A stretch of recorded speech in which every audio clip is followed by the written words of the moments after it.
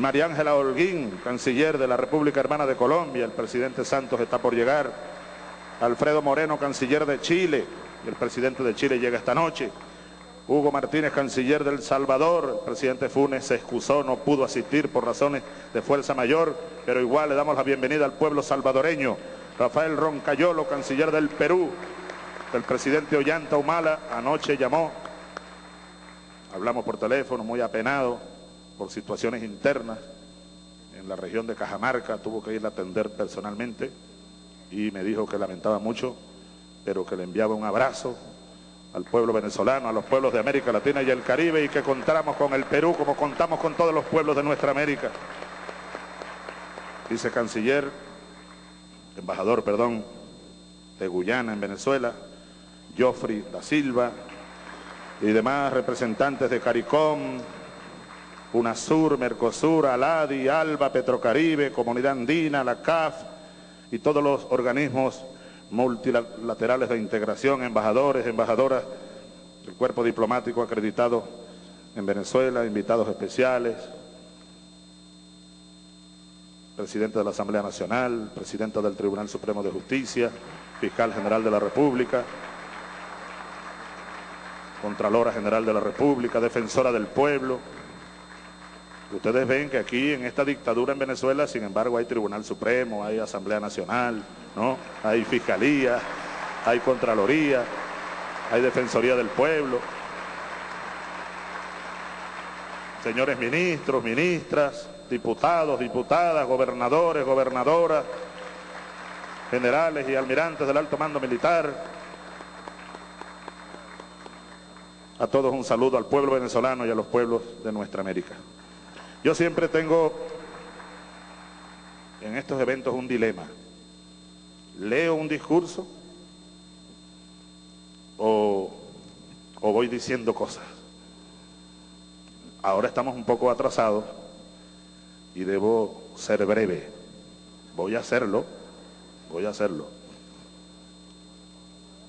Ayer estábamos recordando y rindiéndole honores a uno de los grandes campeones de la integración del sur, a Néstor Kirchner. Aquí le rendimos tributo a Néstor, al pueblo argentino, al gran pueblo argentino, salud, a Néstor, a Cristina, a Perón, a San Martín. ¿Cómo te recordamos? Te recordaremos, campeón de la unidad, de la batalla, Néstor Kirchner.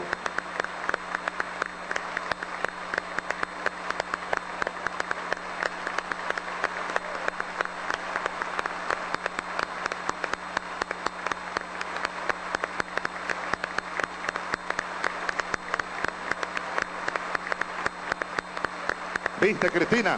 Que no se fue ni se irá, porque se quedó en nosotros, en nuestro pecho, en nuestra mente, en nuestro corazón. Ese grande amigo, gran compañero.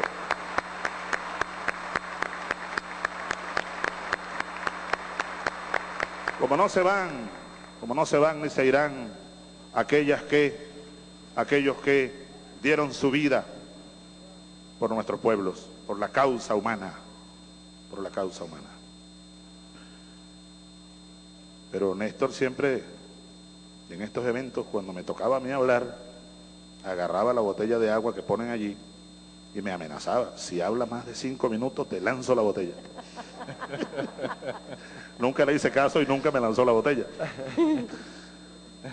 Pero en una ocasión acudió a mí en una estrategia que él diseñó, fue en Mar del Plata. En Mar del Plata, aquella cumbre en la que enterramos la propuesta del ALCA, que era una propuesta bien avanzada, ¿no? Bien avanzada, y que si se hubiese aprobado, yo no sé cuál sería hoy la situación en América Latina y el Caribe, y sobre todo pensando en los años que vienen. Estuviésemos amarrados, pues, sin duda, encadenados, aquella propuesta de un área de libre comercio para las Américas. Desde mi punto de vista, la propuesta o el diseño más avanzado del colonialismo en toda su historia. Y allá llegaron a tratar de imponernos el ALCA. Cristina estaba ya, era senadora, recuerdo, al lado de Néstor. Y yo no sé de ustedes alguno, Daniel, ¿tú estabas ya? No, no. Del Caribe sí había alguno. Dilma era ministra. Oye, les voy a hacer una pregunta. ¿Cuál calva es más elegante? ¿La de Lula o la mía? ¿Ah? La mía. Dice Raúl que la mía. Estoy recordando cuando veo a Raúl, desde aquí saludamos a Fidel, ese otro gran campeón de la integración, de la liberación de nuestros pueblos, de la dignidad y de la grandeza de los pueblos de América Latina, del Caribe, de la causa humana. Y decimos desde nuestro corazón, ¡viva Fidel!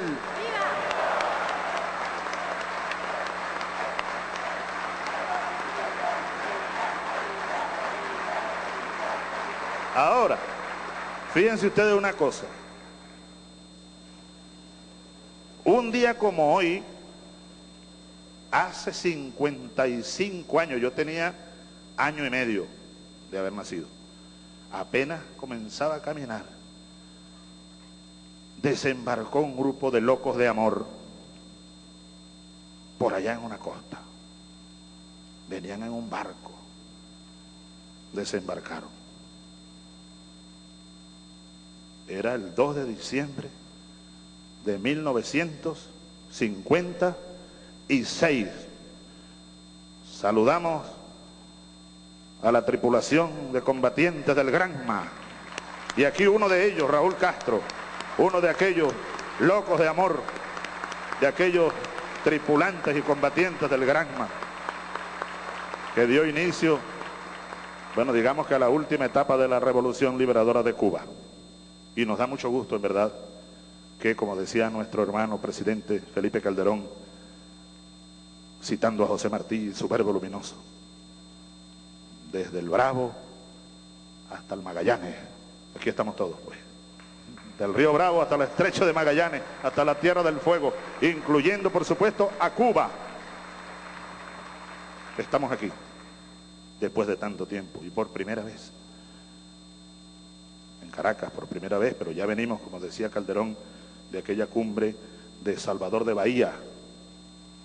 Y entonces aquí tenemos que recordar también, Dilma, desde aquí a nuestro queridísimo compañero, que tanto luchó en sus 8 años como presidente y seguirá luchando por esto, por la unidad, por el acercamiento, por el entendimiento entre nosotros. Me refiero al queridísimo Luis Ignacio Lula da Silva, hoy enfrentando otra batalla de las que nos tiende la vida de cuando en cuando.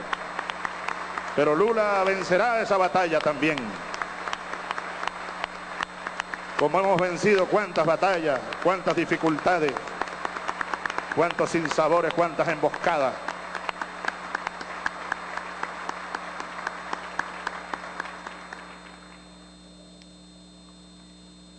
Salvador de Bahía fue la primera cumbre de América Latina y el Caribe, y allá en Bahía recuerdo que tomamos la decisión de hacer la cumbre de México en el 2010, y allá estuvimos en Cancún, en la bella Cancún.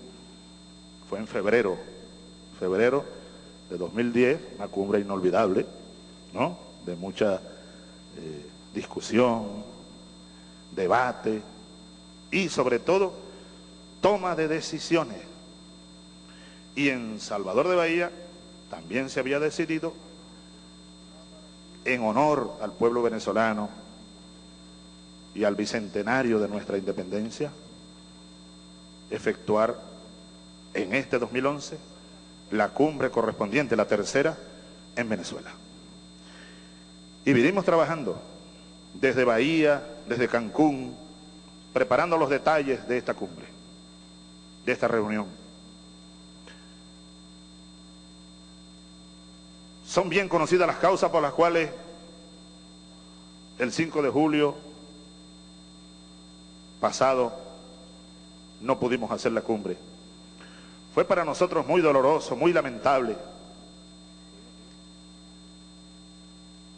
Faltaban pocos días, ya era el mes de junio. Y como Fidel Castro me dijo un día, Me dijo: Chávez,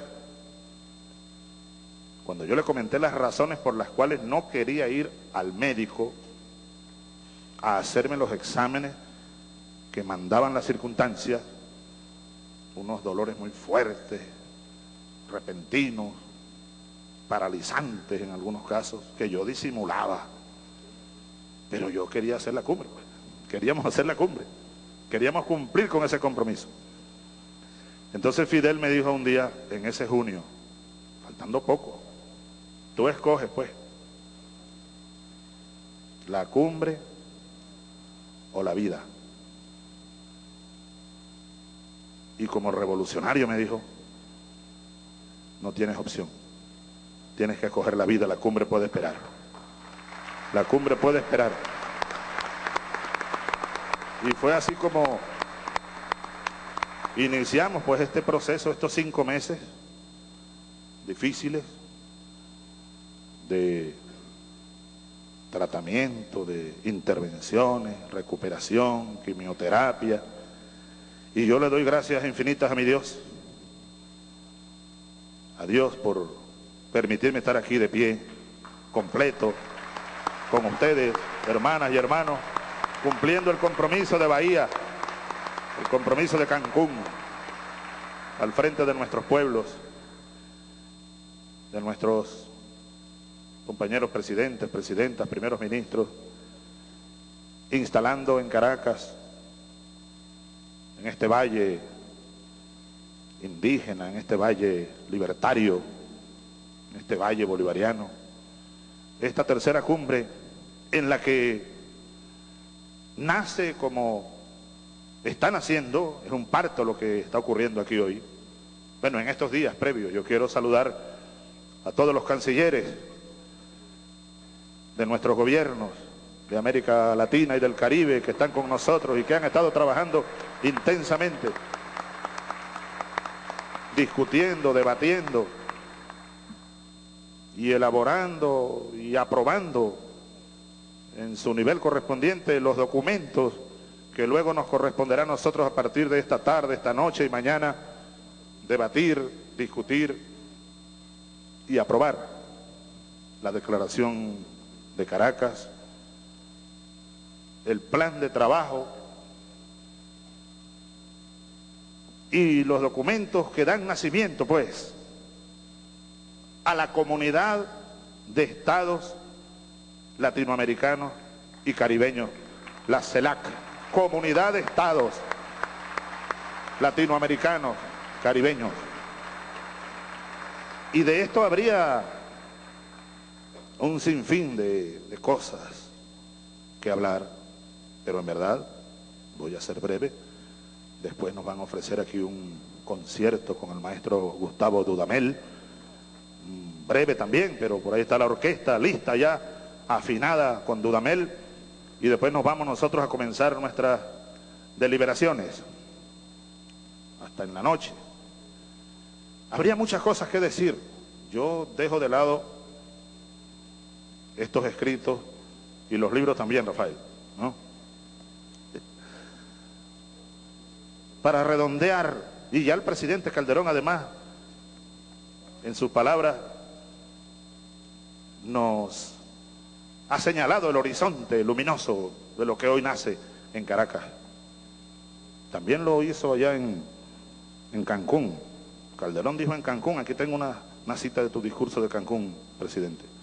Dijo: hagamos de este aún naciente siglo XXI el tiempo de América Latina y el Caribe. Construyamos un espacio político común y plural que promueva y esté al frente en la defensa de los intereses que nos son comunes. Un espacio político, un espacio económico, un espacio geopolítico, tal cual, presidente, presidentas, primeros ministros, tal cual era el proyecto de Bolívar. Mucho se habla del sueño de Bolívar. Yo siempre he preferido hablar del proyecto, del plan de Bolívar. Un día fue Daniel que me sorprendió con un documento que él consiguió no sé dónde, elaborado por nada más ni nada menos que Augusto César Sandino en las montañas de Nicaragua. Ese documento es un plan para hacer realidad el supremo sueño de Bolívar. Así lo llamó Sandino. Bolívar, así como nuestros próceres, nuestros libertadores, desde México hasta Buenos Aires, esta tierra ha parido gigantes y gigantas en estos siglos, comenzando por los gigantes que fueron los pueblos aborígenes que resistieron aquí la invasión europea, el genocidio y el atropello, uno de los más grandes que puedan registrar los anales de la historia. Este valle de Caracas que les da la bienvenida es el valle de Guaycaipuro, de los indios caribes, Anacarina, Rote, Aunucón y Toto, Paparoto, Mantoro, todavía se oye retumbando entre estas montañas, entre ese mar Caribe, entre estos valles. Gigantes, gigantas, que viven en nosotros hoy y que no están en verdad a nuestra espalda, no, están más bien delante de nosotros, retándonos en el tremendo desafío que se nos abre, en el tremendo desafío que nos presenta la historia de hoy y la que estamos construyendo hoy para mañana y para pasado mañana. Bolívar fue uno de esos gigantes. Casi todas las citas que yo tenía aquí las trajo Calderón. Es muy bolivariano el presidente Calderón. Allá en Cancún también. Estábamos leyendo ayer con Cristina, que nos visitó a Palacio, hicimos una bilateral y luego Dilma. Estuvimos horas y horas con estas dos gigantas, pues son gigantas, en reuniones bilaterales, continuando con, bueno, el fortalecimiento, la integración económica, política, con Argentina, con Brasil, y en este caso, en estos casos específicos. Pero estábamos leyendo un libro de Jorge Abelardo Ramos. Un libro me llamó la atención porque se llama Historia de la Nación Latinoamericana. Y allí buscando y rebuscando en esas páginas de ese gran líder político, revolucionario argentino, escritor, ideólogo, fue marxista y fue peronista, fíjate. ¿Sí? Y desarrolló la cuestión nacional.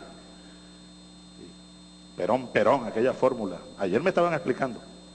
Bueno, pero él narra en alguna de esas páginas el fervor que se desató en las calles de Buenos Aires cuando se supo en enero de 1825 la victoria, se supo de la victoria de Ayacucho, que como sabemos ocurrió allá en la Pampa de la Quinua el 10 de diciembre anterior, 1824. Y cita Ramos testigos de la época que dejaron escritas, como el gran intelectual que fue Alberdi, o un general que era gobernador de la provincia de Buenos Aires, que escribe después, mucho después, escribe que él tuvo que lanzar un decreto para poner orden en aquel delirio en honor a Bolívar, a Sucre. Gigantes, pues. Gigantes que terminaron, como sabemos, que terminaron su vida física. Y de allí, Rafael, este libro. Pero solo para hacer referencia a esta frase de una de las últimas cartas que Bolívar escribió muy poco antes de morir, allá en Santa Marta. Una carta dirigida a Rafael Urdaneta, escrita en Cartagena, 25 de septiembre de 1830. Bolívar renunció y se fue. Y le pedían que volviera. Le mandaban mensajes. Le mandaban documentos firmados por no sé cuánta gente pidiéndole que regresara a retomar el poder y a salvar la patria. Y él se negaba. Y explicaba a algunos, por escrito incluso, por qué. Fíjense esto. Dice Bolívar: si no hubiera más que un sacrificio que hacer, y que este fuera el de mi vida, o el de mi felicidad, o el de mi honor, créame usted que no titubeará. Pero estoy convencido que este sacrificio sería inútil, porque nada puede un pobre hombre contra un mundo entero. Y porque soy incapaz de hacer la felicidad de mi país, me deniego a mandarlo. Hay más aún, termina diciendo, hay más aún. Los tiranos de mi país me lo han quitado y yo estoy proscrito. Así yo no tengo patria a quien hacer el sacrificio final. Bolívar murió sin patria.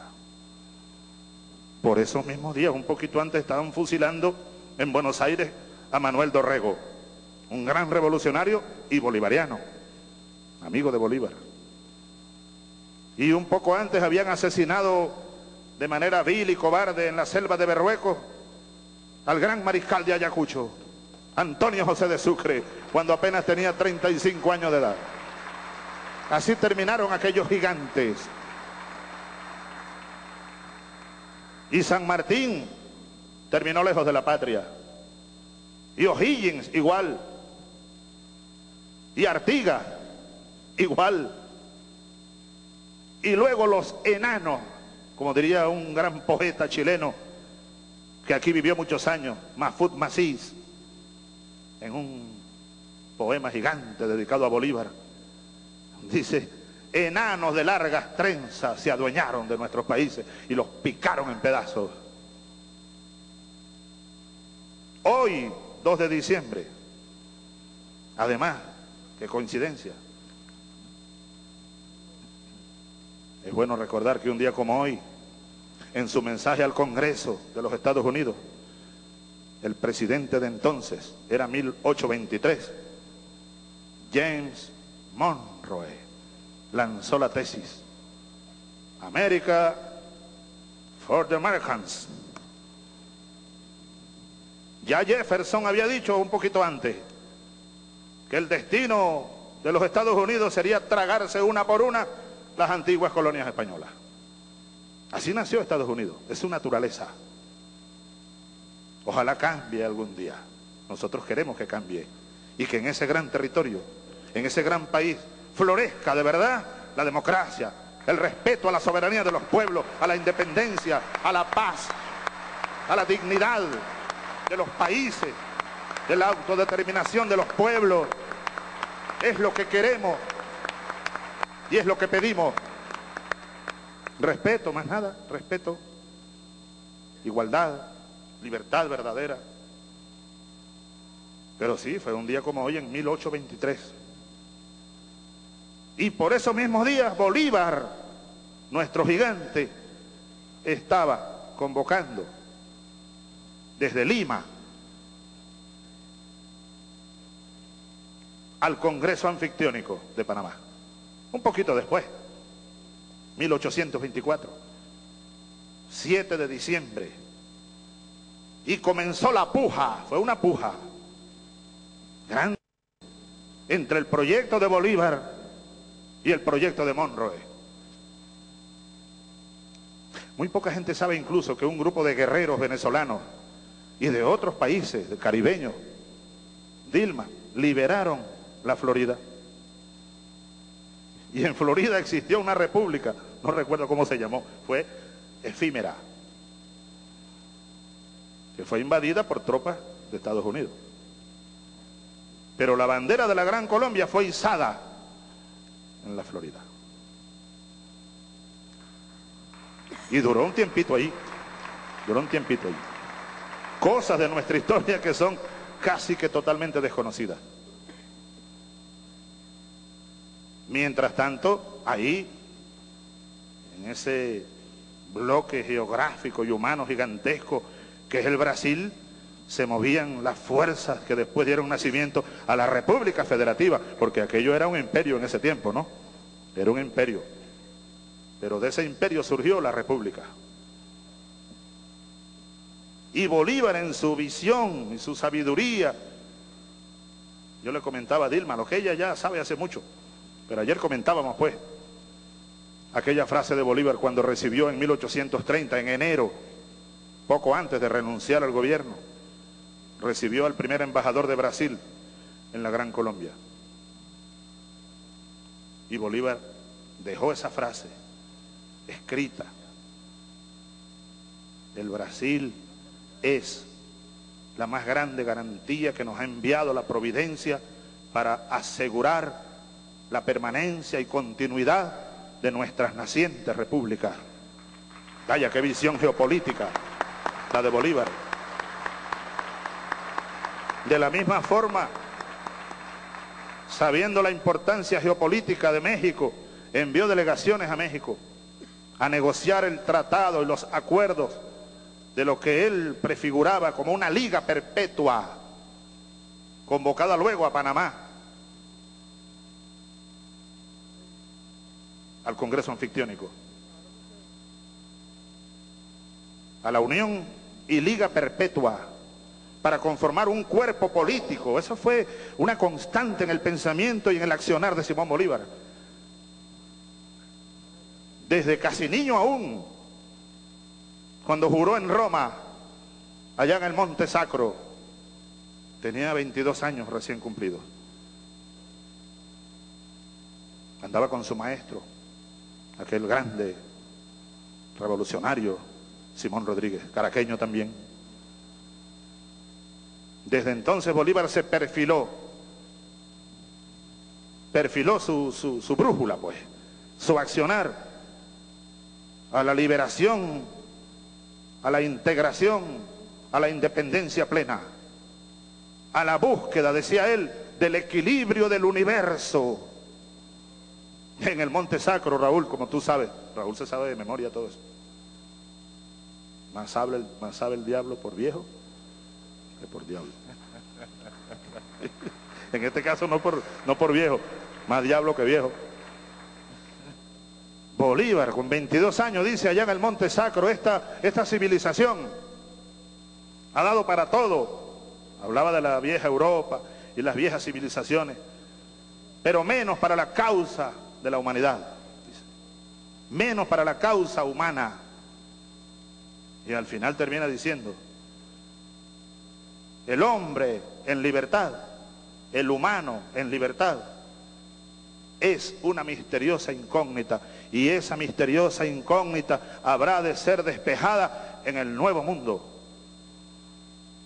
Y al poco tiempo se vino para acá y se unió a la juventud jacobina, a la juventud revolucionaria. Y en 1811, hace 200 años, lanzó aquel discurso de la Sociedad Patriótica, cuando dijo: 300 años de calma no bastan, porque algunos pedían calma. Hay que ver las cosas con calma, pensemos mejor. No se quería, algunos no querían la declaratoria de independencia de España. Y entonces es memorable su discurso. Nos piden calma, 300 años de calma no bastan.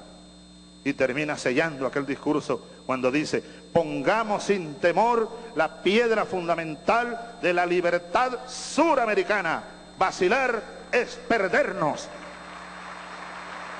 Vacilar es perdernos. La libertad suramericana. Hoy nosotros tenemos que decir, pero hay que agregar 200 años. 500 años de calma no bastan. ¿Hasta cuándo? ¿Hasta cuándo